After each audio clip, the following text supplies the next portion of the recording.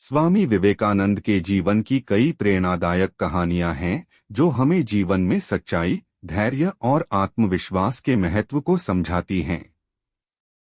यहाँ दो सर्वश्रेष्ठ कहानियां प्रस्तुत हैं। एक, नरेंद्र और स्वामी रामकृष्ण परमहंस का विश्वास। स्वामी विवेकानंद, जिन्हें पहले नरेंद्रनाथ दत्त के नाम से जाना जाता था, एक जिज्ञासु और तर्कशील युवा थे।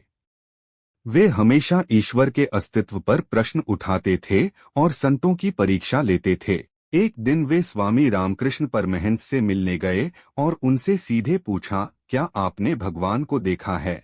रामकृष्ण परमहंस ने बिना झिझक कहा, हाँ, मैंने भगवान को उतनी ही स्पष्टता से देखा है जितना कि मैं तुम्हें देख रहा हूँ। रामकृष्ण परमहंस की इस उत्तर ने नरेंद्र को आश्चर्यचकित कर दिया। इस सरल लेकिन स्पष्ट उत्तर ने नरेंद्र के मन में गहरा प्रभाव डाला। यह घटना नरेंद्र के जीवन में एक महत्वपूर्ण मोड़ साबित हुई और बाद में वे रामकृष्ण परमहंस के शिष्य बने, जो आगे चलकर स्वामी विवेकानंद के नाम से प्रसिद्ध हुए। दो, सिंह और भेड़ों का झुंड। स्वामी विवेकानंद एक बार अपने शिष्यों के साथ जंगल से गुजर रहे थे। उन्होंने देखा कि एक भेड़ का झुंड डरा हुआ दौड़ रहा है और पीछे पीछे एक सिंह भी चल रहा है। शिष्यों ने सोचा कि सिंह उन भेड़ों को मार देगा, लेकिन स्वामी विवेकानंद ने उन्हें रोककर ध्यान से देखा।